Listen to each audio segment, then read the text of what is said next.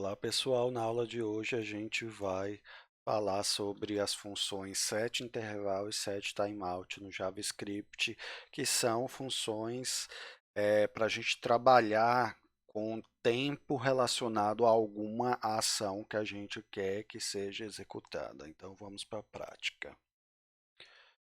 Eu vou apagar aqui o conteúdo da última aula.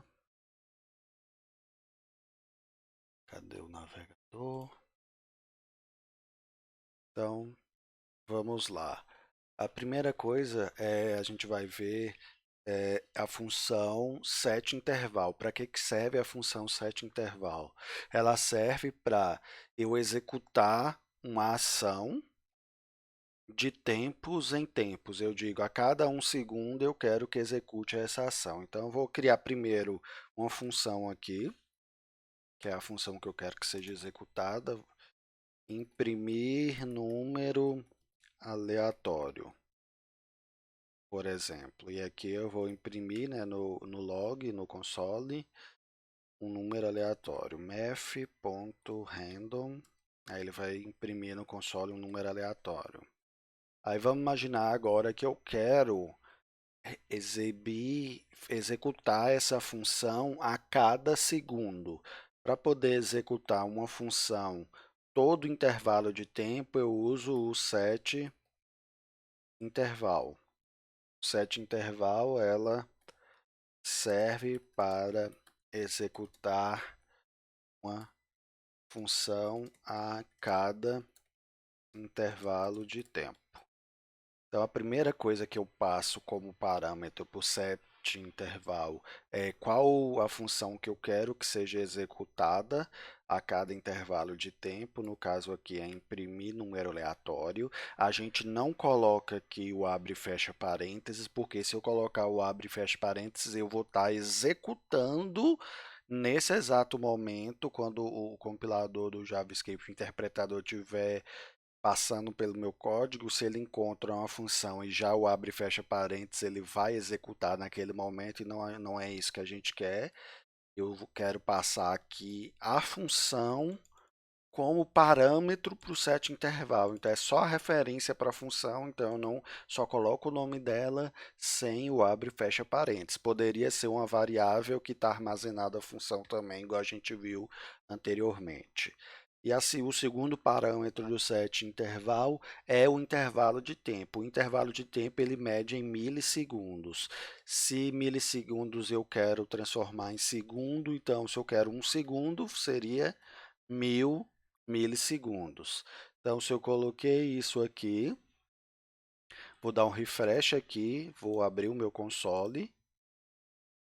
Então, a cada 1 segundo, vou dar o refresh de novo. A cada 1 segundo, ele está chamando aquela função que imprime no console um número aleatório. Então, toda vez que a gente tiver uma necessidade no código do nosso front-end, do nossa aplicação, para fazer algo a cada intervalo de tempo, a gente pode utilizar o setInterval.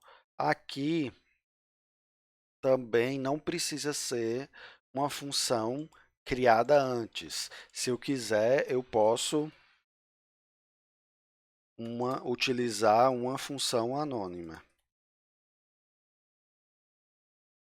Então, outro tipo de uso de função anônima. Então, eu posso fazer aqui setInterval. O primeiro parâmetro tem que ser uma função. Então, se eu não criei a função antes, eu quero criar nesse momento, eu posso criar uma função aqui dentro, que vai ser uma função anônima. Então, eu vou colocar para imprimir, por exemplo, no console, a mensagem bom dia. E aqui o segundo, dentro do setInterval, o segundo parâmetro é o intervalo de tempo. Então, eu vou colocar aqui a cada 2 segundos. Vou salvar, vou dar um refresh, aí vocês vão ver que a cada 1 segundo está chamando o primeiro e a cada 2 segundos está imprimindo a mensagem bom dia. Correto? Então, eu posso ser uma função que já foi criada ou eu criar a função anônima dentro do setInterval. tanto faz, tudo funciona, vai do gosto de cada um. E além do set interval, tem a função set timeout, que ela serve para executar uma função após um período de tempo. Essa só vai executar uma vez a função. Então, por exemplo, eu quero aqui o set timeout. O primeiro parâmetro é uma função, pode ser uma função criada antes ou uma função anônima. Eu vou fazer aqui uma função anônima. Essa função anônima eu vou colocar aqui uma mensagem para ser exibida no log do console. Executei depois de 3 segundos, por exemplo. Aí o segundo parâmetro do set timeout, ele é igual ao set intervalo com relação ao primeiro parâmetro, é uma função, o segundo é um intervalo de tempo em milissegundos. No caso aqui eu vou colocar 3 segundos. Eu vou comentar o que tem acima para poder parar, eu só quero só a parte do timeout agora. Vou dar um refresh. Aí ele vai executar uma vez depois que passou o delayzinho aí de 3 segundos. Então, no caso que você quer executar algo depois que passou um intervalo de tempo e executar só uma vez, a gente usa o set timeout, correto? Então, por hoje é só, até a próxima aula.